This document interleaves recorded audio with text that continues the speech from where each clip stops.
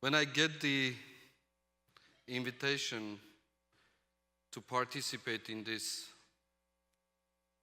most important and honorable gathering and festival, Innovate Armenia 2019, and I was told to talk about rural development,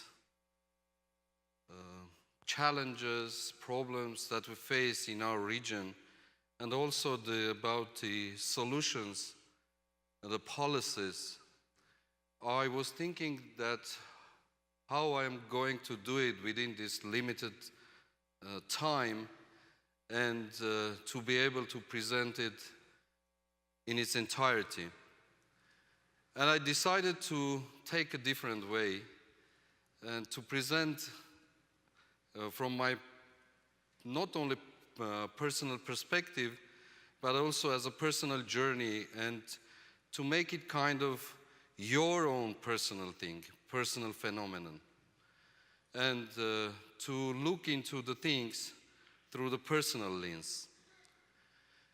And when I returned to Armenia from Canada, the first thing I wanted to do was to discover or rediscover the country, because I was away for about 10 years and I somehow felt that I had lost the touch with the country, with the people, with the sense of reality, and what was truly going on within the country. And I wanted to rediscover it, to understand it better. And there was some news, also some disturbing news, I would rather say, concerning the dangerous developments in Artsakh, Nagorno-Karabakh, and the bordering situation of Tavush. And for the sake of truth, I have to state that there were less conversations or information and limited information about Tavush. And on top of it, I also realized that most of the Armenians, including myself, had not been further than Dilijan. And kind of allegorically speaking, I thought that we are making our country smaller and smaller and shrinking its size, and that by not visiting the places that are not popular or unpopular and are far and are tiring to travel to, and thus we are losing gradually the sense of belonging, sense of responsibility, and the sense of reality. So I decided to embark on a journey, and the top destination was definitely Tavush, and specifically one of the areas of Tavush, Shamshadin area, Bert area. And I would have or could have never imagined that in few years there will be time that I would be leading the Tavush Diocese of the Armenian Church. The first thing we did, we went to Shamshadin in a small group to explore and to spend the New Year's Eve with the locals, with the people of Tavush, and also to understand this situation better. And then we organized a large pilgrimage with 200 people, around 200 people, amongst them 120 young people from different parts of Armenia, 40 media representatives, journalists, artists, musicians, cultural workers, and we visited the schools, the 5 villages in Shamshadin, and we stayed in the households with the locals. And I must confess that it was a huge 3-day celebration that we had in Shamshadin.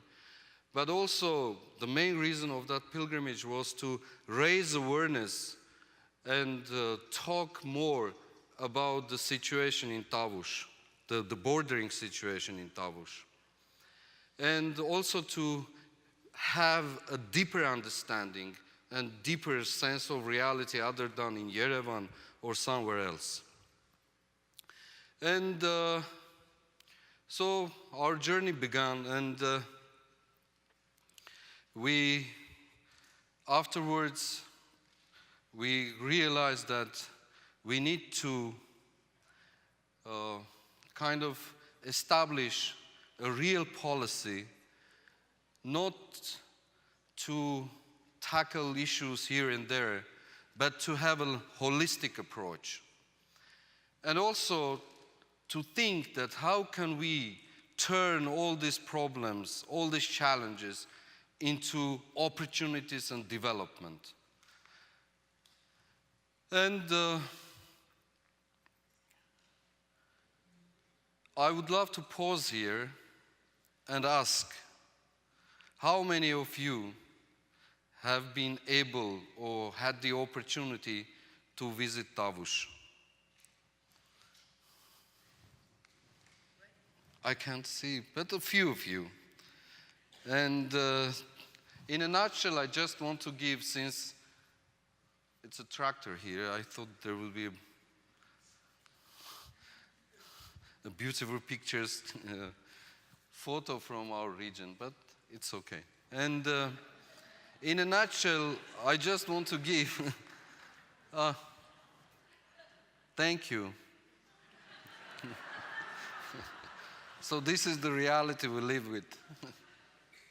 But we will, as I promised, we will turn it into opportunity and development. And here we go.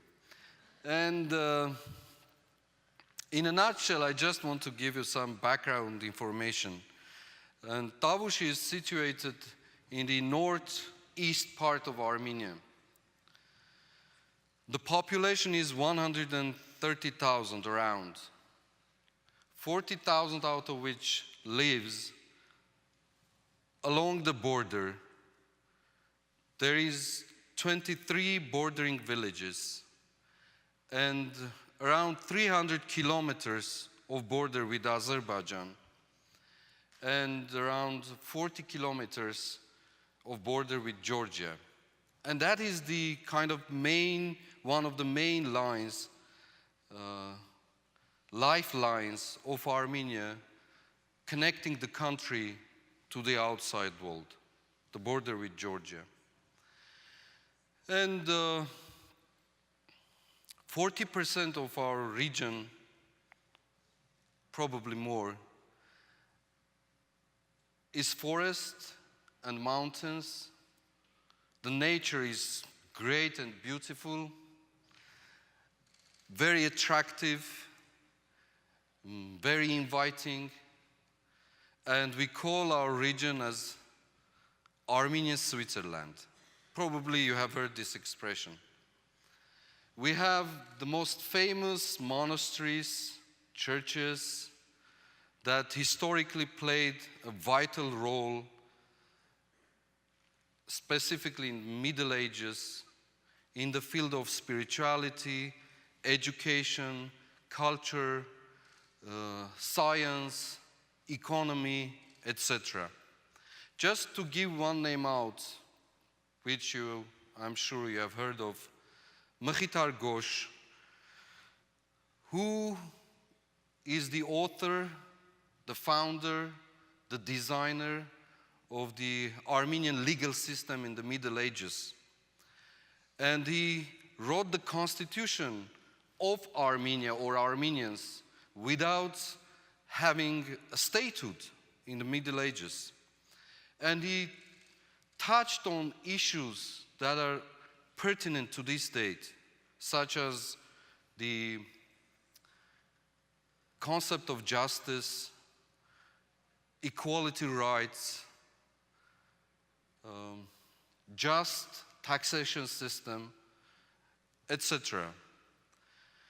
And since my inception as the primate of the diocese, we have developed and underlined and focused on 3 dimensions that we work on: spiritual, educational, cultural, and socio-economic. And the later one, the last one, is kind of to develop human capacity and skills in social entrepreneurship and provide a ground for our people to start making sort of a business and to earn their living. And just coming back to the information, background information, imagine that our people in Tavush are living under constant threat of shootings, and our lives are under edge of death and life. Our schools, our kindergartens are, and daily our life are endangered or in danger. And I realized when I first was visiting Tavush, I realized exactly that time that this bordering reality, the bordering situation, as much as it is of local, but in the meanwhile it is of global significance. And it is not the sole responsibility of the people of Tavush living on the border, but the border crosses and passes through the center of Yerevan and goes and reaches out to Los Angeles, goes down to Buenos Aires, and now here today is on this stage. And it is the complete responsibility of all these people, of all the Armenian communities, and the border crosses the Armenian communities, and the people of goodwill who are not indifferent towards the life of all these people who live in Tavush, whose lives are at risk, and have been affected not only economically, physically, or materially, but also they have been affected spiritually, psychologically, and mentally. I just see I'm running out of the time, I guess. Can I have 2 more minutes, please? And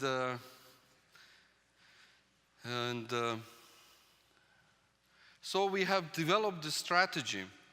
And as I said, we refuse to work episodically, to act episodically, but to develop a holistic approach, a conceptual strategy in tackling all this complex of issues, and to turn them into opportunities and development. And exactly, we have entitled it saying that bordering villages from problems and challenges to opportunities and development. And we are thinking that how can we turn our disadvantages into advantages? And just want to bring an example to you that while I was visiting one of our bordering villages in the beginning of my inception, we were invited by local villagers to go and have coffee in their house. And imagine the name of the village is Berkaber, and imagine just we are 200 or 300 meters away from the border. While we were having coffee in the balcony, under the watch of the snipers from the other side, I thought to myself, I said that if we are able to drink coffee, to have coffee in this balcony, in this village, under the watch of them, and why the others, some other people cannot do that? And we had the idea to create cafeteria in the village and call that cafeteria Cafe Extreme, which Cafe Extreme, and we implemented that project, and now it's working and running, and it's one of the most popular places in our region, and people are coming from different parts and having coffee, sitting there, and getting the sense of reality, the sense that, and sharing the experience with the locals, and how it is like to live in the border, refusing to leave or to abandon their homes, their houses, their villages, and their cemeteries. And we had a slogan for that, saying that coffee tastes better, remember this, coffee tastes better when you risk your life. So, and after that comes, it's written on the wall that the entry is free of charge into the cafeteria, but the exit is chargeable. So, and you are not the ones who should decide how much to pay. The locals are the ones. It's the joking part. And so, as I said, our main goal is to turn our disadvantages into advantages. And it is, I think, a common habit, and if I may use this word, our common shortcoming, to do much talking and less working. Much talk and less work. And but I believe, on the other hand, that we, and it is in our deep Christian understanding and doctrine, that everything starts with the words, with thinking, with talking, with sharing. And as the Word was made flesh, we are called to inflesh our ideas. And we dream a dream, and we strive to make our dreams real.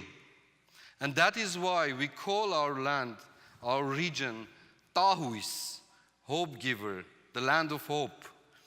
And we also say that we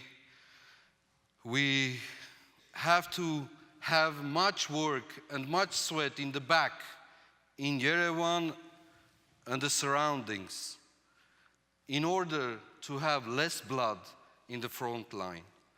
And we have developed a principle and a logo, a motto, a slogan that Armenia is great, but Tavush is exceptional. And you are the ones who are able and can make it exceptional and be part of that exceptionality and that journey. And I'm inviting you this summer or whatever is, whenever is convenient to you, to come and join us in Tavush and participate and invest in our life, enjoy it and share the experience, and return and be the ambassadors of our region. Thank you very much.